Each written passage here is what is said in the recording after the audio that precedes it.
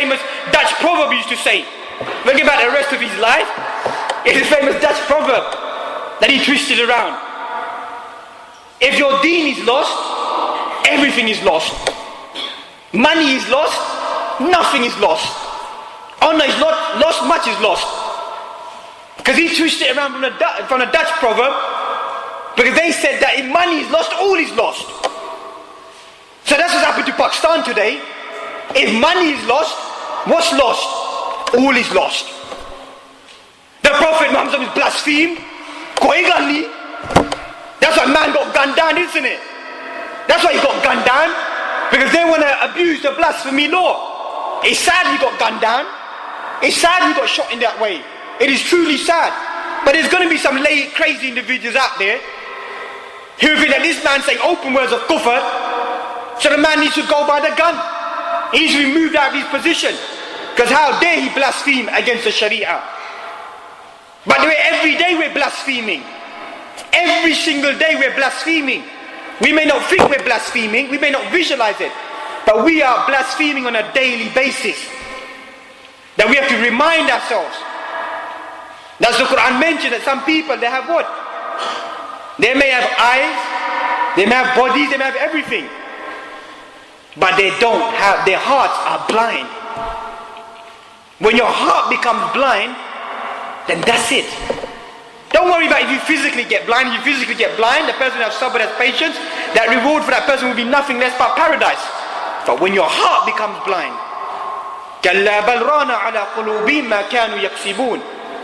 When your heart becomes sealed, ran, this covering, this iron dust comes over your heart becomes sealed, then you can't see what is good in front of you. You can't even see what is evil in front of you. It's all tainted. That's the rust that is on our hearts.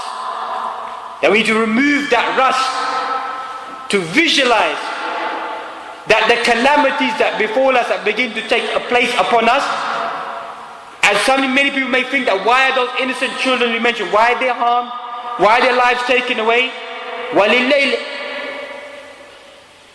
لِلَّهِ الْحِكْمَةُ الْبَالِغَةُ, to Allah subhanahu wa ta'ala belongs the most immense wisdom. And wisdom belongs to Allah subhanahu wa ta'ala. That He does whatever He wants subhanahu wa ta'ala. لَا يَسْأَلُ عَمَّا يَفْعَلُ. He's not asked about what He does. He's not asked. No one can ask Allah subhanahu wa ta'ala. وَهُمْ يُسْأَلُونَ. They'll be asked. No one can ask Allah subhanahu wa ta'ala, why did you do this? Why did you do that? Why did you send this? How did you send that? Why did you decide to do that? No one can ask that question. The Muslim, the believer, can only submit and begin to think, how can I prevent this happening again? What steps can we take? What can we encourage our people? And at the same time, the positive steps. That doesn't mean that we should be neglectful of what the brothers, the various charities, the brothers are doing. We're not questioning them. We're not saying anything. That is something, it becomes a pivotal role. That in that help of helping other people, you are actually helping yourself. لَن تَنَالُوا الْبِرَّ حَتَّى تُنْفِقُوا مِمَّا تُحِبُّونَ. You're not going to attain piety. Piety isn't just praying, isn't just fasting. It's spending of the things that you love. وَمَنْ يُوقَ شُحَّ نَفْسِهِ فَأُولَٰئِكَ هُمُ الْمُفْلِحُونَ. Whoever removes the greed from himself, that is a successful individual. So Allah subhanahu wa ta'ala wants to purify us. Purify our wealth. Purify our iman. Purify our intentions. Purify our life. Then eventually the mu'min, everything that a person goes through is purified until they meet Allah subhanahu wa ta'ala in a purified state. That's what these young children will be. They're ma'soom. They haven't done anything wrong. They'll meet Allah subhanahu wa ta'ala in a purified state. Those women who guarded their chastity, their honor, their dignity, taken away by Allah subhanahu wa ta'ala, will be given a reward that we can't imagine. Our words cannot contemplate or even express the reward that Allah subhanahu wa ta'ala will return to those individuals. Allah subhanahu wa ta'ala is not unjust. That's another lesson that we need to understand. Allah subhanahu wa ta'ala is not unjust to any individual. The dhulm comes from us.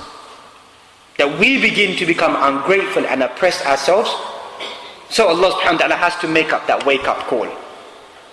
Has to then encourage us once again that come back to the track. come back to the devotion, come back to the life. That's what you find ulama, they mentioned via opposites, the truth is recognized. If there wasn't kufr, we would not really appreciate what is iman. If there wasn't poverty, we wouldn't really appreciate what is wealth. If there wasn't sickness, we wouldn't really appreciate what is health. So via opposites, the truth becomes clear. So whatever this is around us, or maybe what we may think away from us, it's something for us that we claim to be the smart individuals, the more intellectual individuals.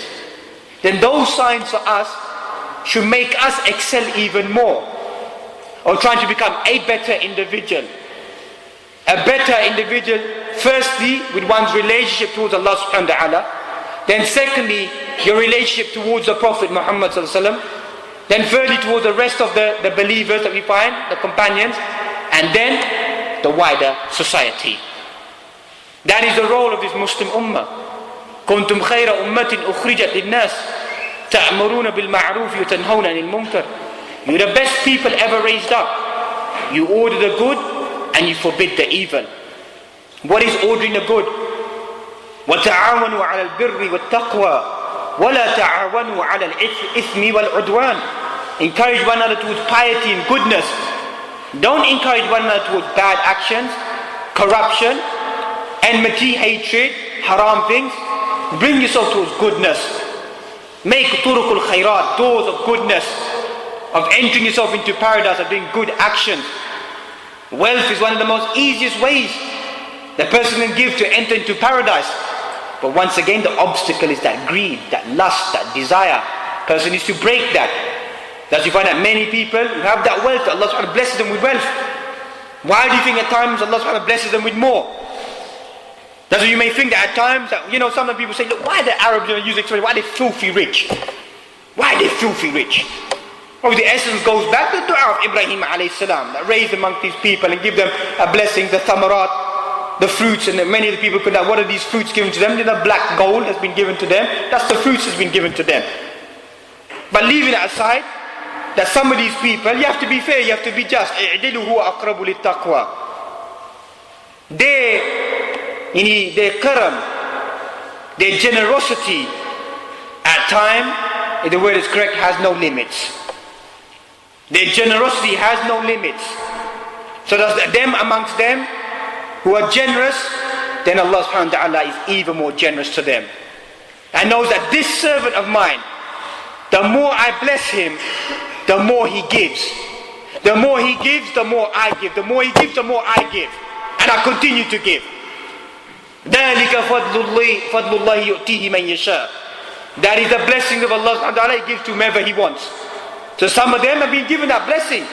We can't deny the fact. We've been among them and seen the blessing that Allah subhanahu wa ta'ala bestows upon them. They give it. And they give it more. To such a degree of people have been seeing this person says, you don't have nothing to give. No problem, just give it.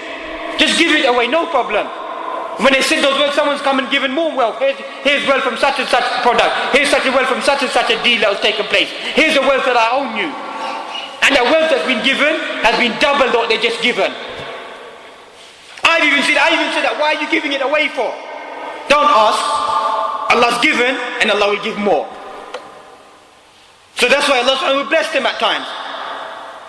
We're the people who become bukhala with our wealth, become stingy with our wealth. Always trying to save for a rainy day. I'm not saying don't save for a rainy day. Save for a rainy day. But we're saving for a stormy day. That stormy day never comes. The only thing that comes is what? 31st of January is what? Inland Revenue Day, isn't it? Have you sent your paperwork off? Before they come knocking on your door and they take your wealth away from you? That's where it goes, isn't it? No barakah in our wealth. Study, my father came here where Queen's Road, I think just down the road. My father told me he came here, I don't know when, in the 60s sometime. I've only walked back on this street after, I don't know, I've never been in the street before, second or third time in the street. And he tells me that we were 25 people living in a room. We were 25 people living in a room, and he said, I'll show you the house. Go there, it's probably knocked down now what door number it is. 25 people living in a room. We should eat from one plate. We should eat together.